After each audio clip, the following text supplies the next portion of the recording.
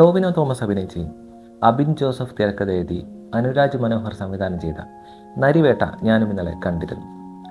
അതേക്കുറിച്ച് വലിയൊരു റിവ്യൂ പറയുക എന്നതിലുപരി ഞാൻ സിനിമ കണ്ട് എനിക്ക് തോന്നിയിട്ടുള്ള എൻ്റെ അഭിപ്രായങ്ങൾ അത് നിങ്ങളുമായി പങ്കുവെക്കുക എന്നതാണ് ഞാൻ ഈ വീഡിയോയിലൂടെ വിചാരിക്കുന്നത്.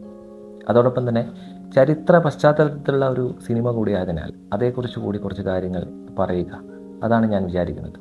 കേരളത്തിലെ സർക്കാരുകൾ കേരളത്തിലെ ആദിവാസി ജനവിഭാഗത്തെ എങ്ങനെ പരിഗണിച്ചു പോന്നിരുന്നു എന്നതുകൂടി കാട്ടിത്തന്ന ഒരു സിനിമയാണ് നരിവേട്ട. ടോവിനോയുടെ കരിയർ ബെസ്റ്റ് സിനിമ എന്നുകൂടി ഈ ചിത്രത്തെ വിശേഷിപ്പിക്കുന്നത് തെറ്റാകുമെന്ന് എനിക്ക് തോന്നുന്നില്ല. കാരണം അത്ര മനോഹരമായ പെർഫോമൻസാണ് ടോവിനോ ഈ ചിത്രത്തിൽ കാഴ്ചവെച്ചത്. പ്രത്യേകിച്ച് സിനിമയുടെ അവസാന ഭാഗങ്ങളിൽ പോലീസുകാർ അന്യായമായി സമരക്കാരെ കൈയേറ്റം ചെയ്ത് അവരെ വളരെ ക്രൂരമായി ആക്രമിക്കുന്ന സീനുകളൊക്കെ ടോവിനോ അത്ര നല്ല രീതിയിൽ തന്നെ ചെയ്തു വെച്ചിട്ടുണ്ട്. 2003 മുത്തങ്ങയിൽ നടത്തിയ സമരം അന്താരാഷ്ട്ര തലത്തിൽ പോലും ശ്രദ്ധയാകർഷിച്ചിരുന്നു. എന്നാൽ അതിലെ വിരോധാഭാസം എന്താണെന്ന് വെച്ചാൽ അന്ന് സമരം നടത്തിയ പലർക്കും ഇന്നും കാര്യമായ നീതിയൊന്നും ലഭിച്ചിട്ടില്ല എന്നതാണ് കാര്യം. അവരുടെ സമരം അത്രയേറെ ന്യായമായിരുന്നിട്ട് കൂടി അവർക്കിന്നും നീതി ലഭ്യമാകുന്നില്ല. എന്നിടത്താണ് നമുക്ക് നമ്മുടെ സർക്കാരുകൾ, നമ്മുടെ ഉന്നത സമൂഹം അവരെ എങ്ങനെയാണ് കാണുന്നത്, എങ്ങനെയാണ് അവരെ പരിഗണിക്കുന്നത് എന്നത് നമുക്ക് മനസ്സിലാക്കാൻ കഴിയുന്നത്. മുത്തങ്ങയിൽ അന്ന് സമരം നടക്കുമ്പോൾ കേരളം ഭരിച്ചിരുന്നത് UDF ഗവൺമെൻറ് ആയിരുന്നു. അന്നത്തെ AK ആൻ്റണി സർക്കാർ ഈ സമരത്തെ പൊളിക്കാൻ വേണ്ടി നല്ല തിരക്കഥ തന്നെ തയ്യാറാക്കിയിരുന്നു എന്ന് ഈ സിനിമ നമുക്ക് കാണിച്ചു തരുന്നുണ്ട്. കേരളത്തിലെ ഒരു മാധ്യമ പ്രവർത്തകരെയും ഉള്ളിലേക്ക് പ്രവേശിപ്പിക്കാതെ പരമാവധി വാർത്തകൾ പുറത്തേക്ക് കടക്കാതിരിക്കാൻ വേണ്ടി അവർ പ്രത്യേകം ശ്രദ്ധിച്ചിരുന്നു. എന്നാൽ അതിനിടയിൽ കൈരളി TVയിലെ ഒരു ക്യാമറാമാൻ ഒരു മരത്തിൻ്റെ മുകളിൽ നിന്നും പകർത്തിയ കുറച്ച് ദൃശ്യങ്ങൾ പുറം ലോകത്തെത്തിയതിന് ശേഷമാണ് അന്ന് അവിടെ നടന്ന അത്രയും ഭീകരമായിട്ടുള്ള അക്രമത്തെക്കുറിച്ച് നമ്മളെല്ലാം അറിയുന്നത്. ഈ സിനിമയിലൊരു ആദിവാസി യുവാവിനെ 2 അടക്ക പെറുക്കിയതിന് കേസാക്കി അകത്താക്കാൻ വേണ്ടി ശ്രമിക്കുന്ന കുറച്ച് മുന്തിയ ആൾക്കാരെ കാണിക്കുന്നുണ്ട്.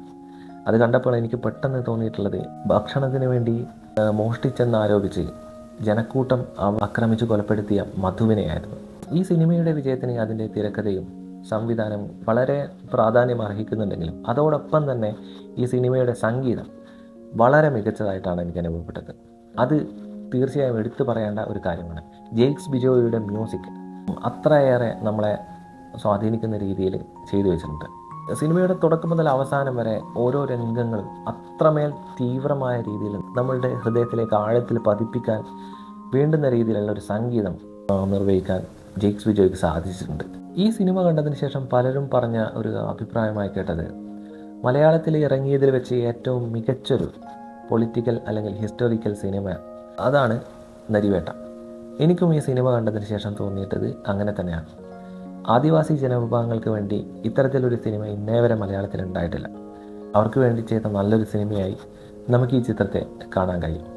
നമ്മളെപ്പോലെ വലിയ അത്യാഗ്രഹങ്ങളൊന്നുമില്ലെങ്കിലും അവരും നല്ല അടച്ചുറപ്പുള്ള വീടും നല്ല വസ്ത്രങ്ങളും നല്ല ഭക്ഷണവും ഒക്കെ കഴിക്കണമെന്ന് സ്വപ്നം കാണുന്നു ആഗ്രഹിക്കുന്നവരായിരിക്കാം.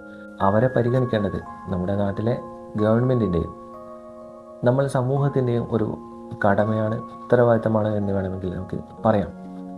എൻ്റെ ഈ വീഡിയോ എത്ര പേർ കാണുമെന്ന് എനിക്കറിയില്ല. എന്നിരുന്നാലും കാണുന്ന കുറച്ച് പേരാണെങ്കിൽ കുറച്ച് പേർക്ക് ഞാൻ ഈ സിനിമ സജസ്റ്റ് ചെയ്യുകയാണ്.